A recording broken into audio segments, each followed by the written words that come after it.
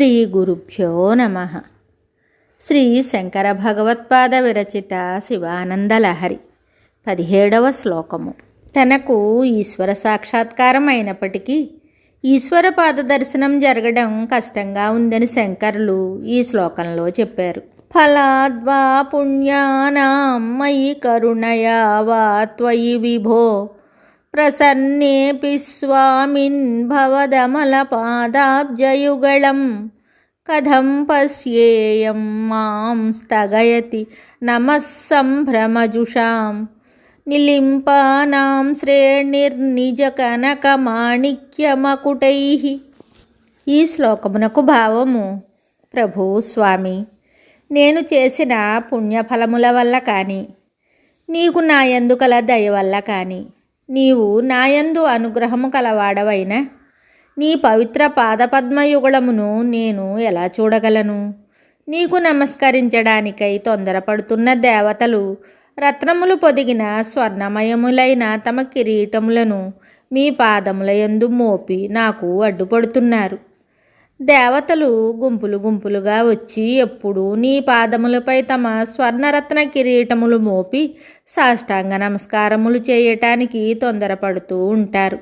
ఆ కిరీటములు నా దృష్టులను అడ్డగించటం వల్ల నేను నీ పాదపద్మాలను చూడలేకపోతున్నాను.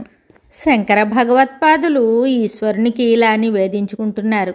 స్వామి మహాదేవ, నన్ను లాలనతో నాయనా రా, నా పాదాలు దర్శించుకో అని నీవు నా కనుల ముందు ప్రత్యక్షమయ్యావు. నీ ప్రసన్నతకు కారణం నేను పూర్వజన్మలలో చేసిన పుణ్యఫలం కావచ్చు. ఆ మాట మాత్రం నేను గట్టిగా అనలేను, ఎందుకంటే ఆ మాట నాలో అహంకారమును మేల్కొల్పుతుంది. దయామూర్తివైన నీ దయ వల్లే నిజానికి నీవు నాకు ప్రత్యక్షం అయ్యావు. నీవు విభుడవు, లోపల వెలుపల సర్వలోకాలలో వ్యాపించి మేల్కొని ఉన్న జ్ఞానమూర్తివి. అందువల్లే నా ఆర్తిని తెలుసుకుని ప్రసన్నుడవై ఉంటావు. నా కళ్ళు నీ పాదదర్శనం కోసం ఉత్కంఠతో అన్వేషిస్తున్నాయి.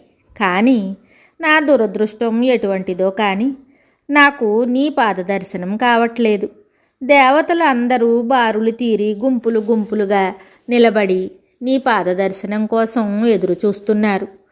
వారందరి శిరస్సుల మీద పెద్ద పెద్ద కిరీటాలు ఉన్నాయి. ఆ కిరీటాలు బంగారుతో రత్నమయంగా నిర్మింపబడ్డాయి. మిరుమిట్లు గొలిపే కిరీటకాంతులు వెదజల్లుతుండగా దేవతలు నీ పాదముల మీద శిరస్సులు పెట్టి మ్రొక్కుతూ ఉన్నారు. అందువల్ల నాకు నీ పాదదర్శన భాగ్యం లభించటం లేదు. పోనీ దేవతలను ప్రక్కకు కొంచెం తప్పుకోమందామంటే అది ధర్మం కాదు కదా. పాపం వారు కూడా నీ పాదదర్శనం కోసం నాలాగే ఆరాటంతో అవస్థలు పడుతున్నవారే కదా. ఎన్నో జన్మల పుణ్యఫలంగా వారు దేవతలయ్యారు. అందుచేత వారికే ఆ భాగ్యం ముందుగా దక్కడం న్యాయం కదా. దేవతల గుంపు ప్రక్కకు తప్పుకుంటే కానీ నీ పాదదర్శనం నాకు లభించదు. నీ పాదదర్శనం అయితే కానీ నేను ధన్యుణ్ణి కాజాలను అని శంకరులు ఈశ్వరునికి విన్నవించారు. ఈశ్వరుడు దయతో ప్రసన్నుడై కనపడ్డాడు కదా, అది సరిపోదా అంటే సరిపోదట. భగవత్పాదారవింద దర్శనమే భక్తులకు పుణ్యప్రదమట. శరీరం అంతటా నిండి ఉన్న పాలను పొదుగు నుండే పిండుకోవాలి కదా. భూమిలో నీటి గొట్టాలు అంతటా అమర్చి ఉన్న నీరు మాత్రం కుళాయి నుండే పట్టుకోవాలి కదా. అలాగే కృపామూర్తి అయిన భగవంతుని కృప ఆయన శరీరం అంతటా నిండి ఉన్న విశేష రూపంగా ఆయన పాదాల నుండే అది మనకు లభించాలట. ఇది భక్తి రహస్యమని శ్రీ శుద్ధ చైతన్య స్వామివారు చెప్పడం విశేషం. అందుకే సుప్రభాతాలలో శ్రీ వెంకటేశ చరణౌ శరణం ప్రపద్యే అని, శ్రీశైలనాథ చరణం శరణం తవాస్మి అని దైవపాదాలను శరణు వేడుతున్నారు.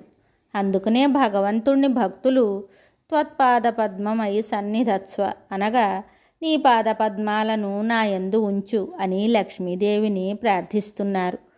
పాదాలనే ఎందుకు చూడాలి అంటే భగవంతుని పాదాలు ధర్మాచరణం కోసం చరించేవి. అంతేకాదు, భగవత్పాదాలు మనకు అభయమునిచ్చేవి. అంతేకాక వాంఛాధిక ఫలములను అందించేవి. సౌందర్యలహరిలో శంకరులు అమ్మవారి పాదాలు అభయాన్నిచ్చి కోరిన కోరికను మించిన ఫలాన్ని ఇస్తాయని ఇలా చెప్పారు. భయాత్రాతుం ధాతుం ఫలమపి చ వాంఛా సమధికం శరణ్యే లోకానాం తవ హి చరణావేవ నిపుణౌ. మరి ఒక శ్లోకంతో మళ్ళీ కలుద్దాం. శుభం.